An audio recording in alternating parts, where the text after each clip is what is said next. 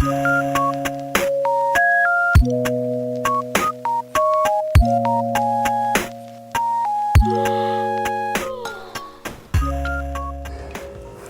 वालेकुम, this is maker by Lubna. खुश आमदीद मेरे यूट्यूब चैनल पे। उम्मीद है आप सब खैरियत से होंगे। आज मैं आपके साथ baby Bob cut cutting share करूँगी।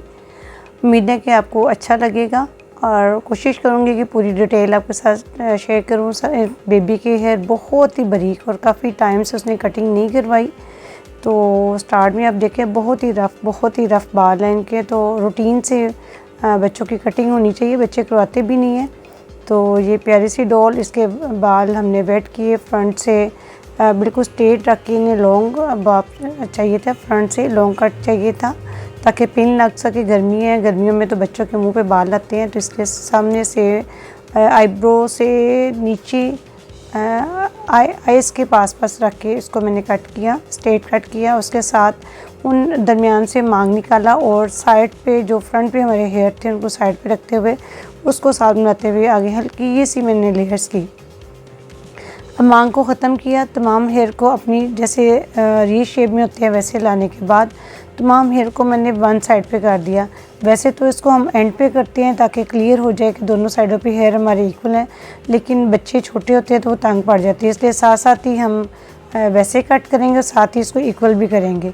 ये देखिए, पहले जो सा मैंने ऊपर फ्रंट वाला कट किया था उसी को साथ लेते हुए आगे से मैंने तमाम हेयर को वन साइड पे करने के बाद उसको इक्वल कट कर दिया। अब इसी तरह मैं दूसरी साइड पे तमाम हेयर कर रही हूँ और करने के बाद ये देखिए थोड़ा सा जो डिफरेंस होता है चंद एक हेयर का वो आपका नीट हो जाता है। फ्रंट से कोशिश करें कि आप अपने फिंगर में हेयर को लेके कटिंग करें या फेस पकड़ के कटिंग करें ताकि बच्चा एकदम से मूव ना कर दे।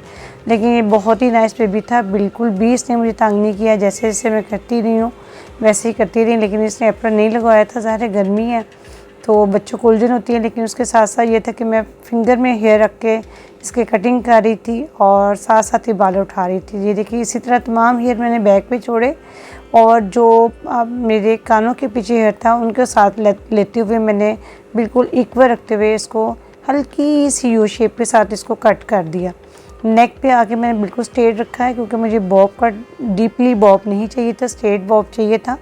अब ये देखिए दूसरी साइड पे भी मैंने आगे से कान के साथ रखते हुए जो हमारा कट था उसी को साथ लेते हुए मैंने बैक पे जो दूसरी साइड पे मेरा कट गया था उसी के इक्वल उसको कटिंग कर दी। अब फिर उसको नीट कर रही हूँ। जैसे बेबी नेक अपनी ऊपर करता है, पीछे की तरफ करता है फेस, तो उसके नीचे से छोटे छोटे हेयर रह जाते हैं। कोशिश करें कि बिल्कुल आगे की तरफ रखते हुए चिन को नीचे लगाते हुए उसको कट करें, तो फिर आपकी हेयर बहुत अच्छी कटिंग हो जाती है। ये देखिए, मैं कोशिश कर रही हूँ कि बार बार करूँ और इक्वल कट आए। उम्मीद है कि आज की कटिंग आपको अच्छी लगी होगी और पसंद भी आई होगी। इसी तरह ये देखिए, मैं दोबारा फिर उसको चेक एंड बैलेंस कर रही हूँ ताकि कहीं से भी मुझे कोई हेयर फील हो रहा है तो मैं उसको नीट कर दूँ, क्योंकि बच्चे के बाल स्ट्रेट और बच्चों की कटिंग टाइम भी लेती है और बच्चे थक भी बहुत जल्दी जाते हैं। तो कोशिश करते हैं कि हम जल्दी और स्पीड से वर्क करें और बच्चों को कंट्रोल में रखते हुए कटिंग करें। कभी भी बच्चों पे भरोसा ना करें कि बच्चा हिलता नहीं, तंग नहीं करता, लेकिन बच्चा एकदम से मूव कर देता है जो मसला बन जाता है। और ये है जी हमारी फाइनल लुक। ये एंड पे मुझे यहाँ से फील हो रहा था तो मैंने उसको भी मज़ीद उसको चेक करते हुए इसको कट किया। और आप भी इसको एंड पे फिर आप चेक करें, कहीं से भी आपको फील हो।